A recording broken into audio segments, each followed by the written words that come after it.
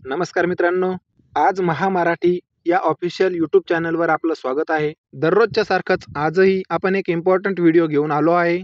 मित्रांनो, 2023 मध्ये तलाठी भरती संदर्भामध्ये जी परीक्षा घेण्यात आली होती, त्या परीक्षेचा निकाल हा काही जिल्ह्यांचा प्रसिद्ध करण्यात आला आहे.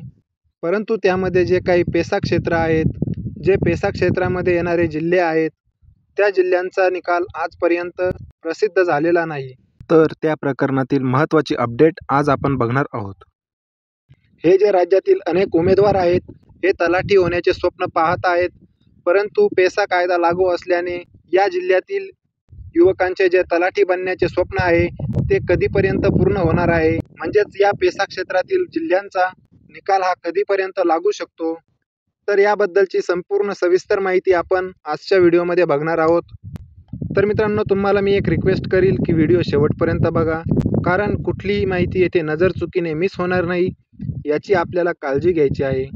सर्वप्रथम चॅनलवर नवीन असाल तर चॅनलला सबस्क्राईब करून ठेवा आणि बेल आयकॉन प्रेस करून ठेवा, म्हणजेच यासारख्या पुढील सर्व अपडेट्स आणि महत्त्वपूर्ण व्हिडिओज तुम्हाला वेळेवर मिळू शकतील. तर मित्रांनो, उशीर न करता आपण व्हिडिओ सुरू करूया. मित्रांनो, राज्यामध्ये तलाठी भरतीसाठी घेतलेल्या परीक्षेमध्ये जवळपास 11.5 लाखांपेक्षा जास्त उमेदवारांनी अर्ज केले होते. त्यात 10,41,713 जण पात्र ठरले होते. त्यातील पहिल्या टप्प्यामध्ये 23 जिल्ह्यांची यादी ही आपल्यासमोर प्रसिद्ध करण्यात आली आहे. परंतु 13 जिल्ह्यांची जी काही निवड यादी आणि प्रतीक्षा यादी आहे, ही आजपर्यंत रखडली आहे. राज्यातील या बहुचर्चित तलाठी परीक्षेतील उमेदवारांची निवड आणि प्रतीक्षा यादी गेल्या महिन्यामध्ये भूमी अभिलेख विभागाकडून जाहीर करण्यात आली होती. त्यानुसार 1 फेब्रुवारीपासून निवड यादीतील उमेदवारांची जी वैद्यकीय तपासणी आहे, त्यानंतर जे काही कागदपत्रे पडताळणी आहेत, चारित्र्य पडताळणी आहेत, या गोष्टी सुरू करण्यात आल्या आहेत. या 23 जिल्ह्यांमधील ज्या काही निवड यादी आणि प्रतीक्षा यादी आहेत, या आपण ऑफिशियल वेबसाईटवरती चेक करू शकतो. या 23 जिल्ह्यांमधील उमेदवारांची निवड यादी आणि प्रतीक्षा यादी जाहीर करण्यात आली आहे. परंतु या 13 जिल्ह्यांमध्ये ही प्रक्रिया आजपर्यंत अद्यापही सुरू झालेली नाही. त्यामुळे या 2,000 उमेदवारांच्या भविष्याबद्दल काय, तर हा प्रश्न या उमेदवारांसमोर उभा राहिला आहे. भरतीची जी 23 जिल्ह्यांमधील प्रक्रिया आहे, ही 15 फेब्रुवारीपर्यंत पूर्ण करण्यात येणार असून त्यानंतर संबंधित उमेदवारांना तलाठी पदाची नियुक्तीपत्रे वाटप होणार आहेत, असे सांगितले गेले होते. पण त्याबद्दलचा जो रिझल्ट आहे, तो अजूनपर्यंत फायनल मिळालेला नाही. पण या 13 जिल्ह्यांमधील उमेदवारांचं काय, त्यांचा रिझल्ट कधीपर्यंत लागू शकतो, हा खूप मोठा प्रश्न या पेसा क्षेत्रातील उमेदवारांसमोर उभा आहे. राज्यामध्ये तलाठी भरतीसाठी घेतलेल्या परीक्षेमध्ये आताच सांगितल्याप्रमाणे 11.5 लाखांपेक्षा जास्त उमेदवारांनी अर्ज केले होते. पण त्यामध्ये 10,41,713 इतके जे उमेदवार होते, तेच पात्र ठरले होते आणि त्यापैकी ही परीक्षा देणाऱ्यांची संख्या 8,64,960 इतकी आहे. पण परीक्षा झाल्यानंतर आक्षेप मागवणे, त्यानंतर त्यांचे निराकरण करण्याची प्रक्रिया झाली. त्यानंतर तलाठी भरती परीक्षेची जी गुणवत्ता यादी 23 जिल्ह्यांसाठीची जी प्रसिद्ध करण्यात आली, त्या निवड यादीमध्ये सुमारे 2,500 उमेदवार आहेत. परंतु राज्यामधील 13 जिल्ह्यांसाठी अजून काहीच प्रक्रिया सुरू झालेली नाही. तर मित्रांनो, आपल्या सर्वांना माहीत आहे ही प्रक्रिया का सुरू झालेली नाही. राज्यामधील हे जे 13 जिल्हे आहेत, हे आदिवासी बहुल आहेत. म्हणजे त्यांना आपण म्हणू शकतो की हे जिल्हे पेसा क्षेत्रामध्ये येतात. त्यामध्ये ठाणे, पालघर, पुणे, चंद्रपूर, गडचिरोली, अमरावती, यवतमाळ, नांदेड, नाशिक, धुळे, जळगाव, नंदुरबार, अहमदनगर या जिल्ह्यांचा समावेश आहे. या जिल्ह्यांमध्ये अनुसूचित क्षेत्रातील पेसा कायदा लागू आहे. यामुळे या जिल्ह्यांबाबत 17 संवर्गातील सरळ सेवा पदभरती अनुषंगाने सर्वोच्च न्यायालयामध्ये याचिका दाखल केली आहे. यामुळे ही प्रक्रिया राहिली आहे. या जिल्ह्यातील यादी सामान्य प्रशासन विभागाच्या आदेशानंतरच प्रसिद्ध होणार आहे. त्यामुळे सध्या या जिल्ह्यातील जे 2,000 उमेदवार आहेत, हे बेरोजगारीच्या मोठ्या प्रश्नाला तोंड देत आहेत.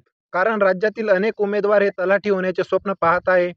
परंतु या पेसा कायदा लागू असलेल्या 13 जिल्ह्यातील जे युवक आहेत, त्या युवकांचे तलाठी बनण्याचे स्वप्न हे सध्या तरी वेटिंगवरतीच आहे. ही जी केस आहे, या केसचा जेव्हा निकाल लागेल, त्यानंतर पेसा क्षेत्रातील जे जिल्हे आहेत, त्या जिल्ह्यांचा तलाठी भरतीचा निकाल हा लागणार आहे. म्हणजे आपल्या पुढे प्रश्न निर्माण होतो की या पेसा केसचा रिझल्ट केव्हा लागेल. तर मित्रांनो, या पेसा केसचा जो काही रिझल्ट आहे, जे काही या पेसा केसचं स्टेटस आहे, हे स्टेटस चेक करण्यासाठीचा जो व्हिडिओ आहे हा वरती आय बटनमध्ये तुम्हाला मिळेल. तेथे बघून तुम्ही या पेसा केसचं जे स्टेटस आहे ते स्वतः चेक करू शकता. तर मित्रांनो, त्या पेसा केसचं जे आजचं स्टेटस आहे ते आपण येथे थोडक्यामध्ये बघणार आहोत. त्यामध्ये या केसचा जो डायरी नंबर आहे हा आपण येथे बघू शकतो, जो 40,524/2023 असा आहे. ही जी केस आहे ही Samajik Vikas Prabodhini versus the state of Maharashtra यांच्यामध्ये आहे. तर मित्रांनो, येथे जे स्टेटस आहे येथे पेंडिंग आपण बघत आहोत. याचा जो केस नंबर आहे हा 22109/2023 असा आहे. याचे स्टेटस आपण येथे स्टेटस आणि स्टेज यामध्ये चेक करू शकतो. येथे आपण बघत आहोत की पेंडिंग असे आपल्याला या केसचं स्टेटस दिसत आहे. आणि त्यानंतर खाली आपण बघू शकतो की tentatively case may be listed on. येथे ही जी डेट आहे ही टेंटेटिव्हली डेट दिली आहे की या दिवशी सुप्रीम कोर्टाची या केसबद्दलची सुनावणी होणार आहे. ती डेट येथे दिलेली आहे 12 मार्च 2024. तर मित्रांनो, ही जी डेट आहे 12 मार्च 2024 या दिवशी सुप्रीम कोर्टाच्या दिलेल्या आदेशानंतर त्या पुढची जी प्रक्रिया आहे ही पार पाडण्यात येणार आहे. म्हणजे मित्रांनो, आपल्याला 12 मार्च या दिवसापर्यंत वेट करणे गरजेचे आहे. 12 मार्च 2024 या दिवशी सुप्रीम कोर्टाने जर रिझल्ट प्रसिद्ध करण्याबाबत पॉझिटिव्ह रिस्पॉन्स दिला तर दुसऱ्या दिवशीही या पेसा क्षेत्रातील जिल्ह्यांचा रिझल्ट जो आहे हा प्रसिद्ध करण्यात येऊ शकतो. तर त्यासाठी आपल्याला 12 मार्च 2024 या दिवशीची जी कोर्टाची सुनावणी आहे ती सुनावणी काय होणार आहे यावरती डिपेंड राहावं लागणार आहे.